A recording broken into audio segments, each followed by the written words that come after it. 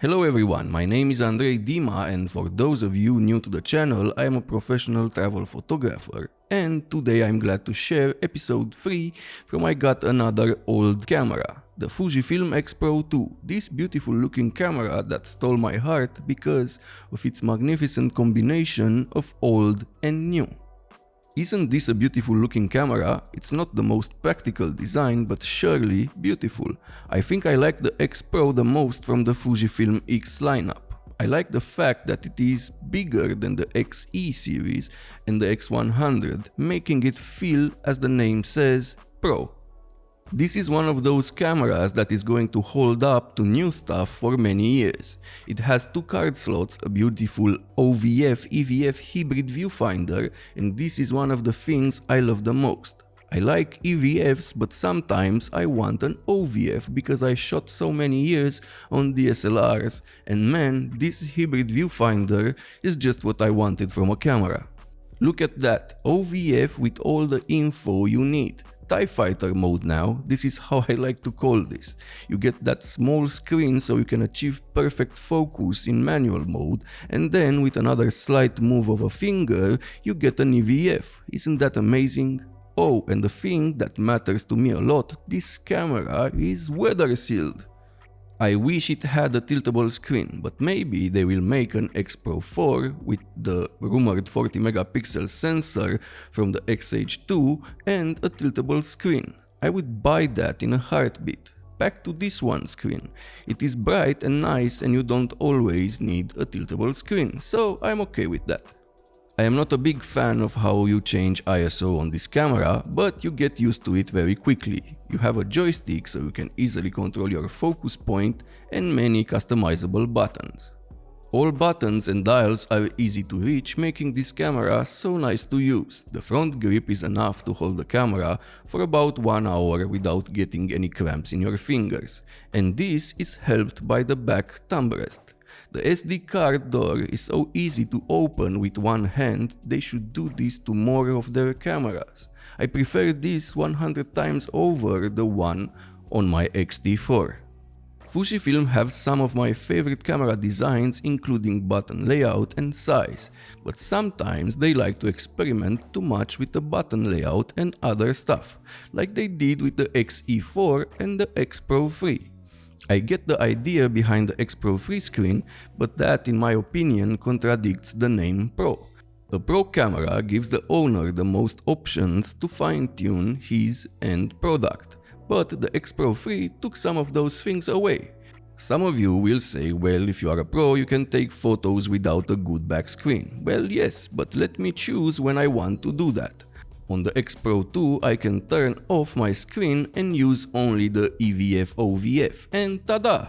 What I'm trying to say is that I prefer the design of the X Pro 2 than the one of the X Pro 3, and that is one of the things that makes this camera a great option, in my opinion, even today in 2022. Despite the retro feel and look, this is a very easy to use and customize camera that is going to make any beginner or pro user very happy. I used Nikon gear most of my life, film cameras, digital cameras, and I still use them for my work, but Fujifilm came as a really pleasant surprise in my workflow. I use them side by side with my more expensive Nikon gear and I'm never disappointed. I think Fuji tightened the gap between full frame and APS-C so much you can barely see it. Now let's talk about image quality, but first let me thank you all for your support of this channel. It is more than I expected. Thank you for buying my presets pack and using the affiliate links. This helped me improve my videos and get more gear to review for you.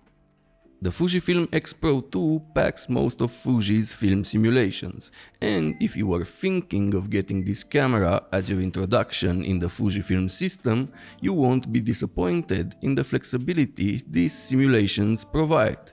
Also, you can add more film recipes from different websites, the most popular being Fuji X Weekly. Here you can find the best film simulations like Portra 400 and 800, Kodak Chrome 2 and much more. The X-Trans 3 sensor with its 24 megapixels is more than enough for most applications, including printing. The sensor also gives you some amazing colors combined with the film simulations I talked about earlier. I think I like the colors coming out of this camera a bit more than my X-T4s. And more than the X-Trans 2, a sensor that Fujifilm community loves so much for its film-like look, which I talked about in my previous episode where we took a look at the Fujifilm X-E2. The X Pro 2 will give you amazing results no matter what you shoot, JPEG or RAW. The RAW files give you very good dynamic range if you like to edit and push your files more. Yes, the newer cameras like the X-T4 will give you a bit more dynamic range, but the difference is small. Pair this camera with a fast lens from Fuji's amazing lens lineup and you will be amazed with the results, at less than half the price of the X Pro 3 or the X-T4. Oh yeah, this is not a camera made for video, but it provides a decent 4K if needed. The 4K option was added later in a firmware update. Yes, Fujifilm provides really big firmware updates for their cameras.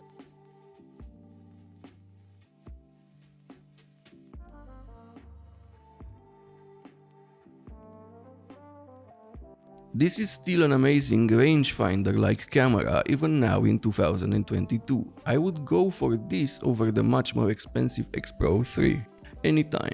But that is me. I love the hybrid viewfinder. It has an amazing design and feels pro just like the name says. Dual card slots, great controls and button layout, and of course the image quality, which from all the APS-C cameras I've tested from Fujifilm, I like the most. If you are thinking of buying this in 2022, my recommendation is just go right ahead and buy it. From all the cameras I got for this series, the X Pro 2 is the only one I'm going to keep. I just love it.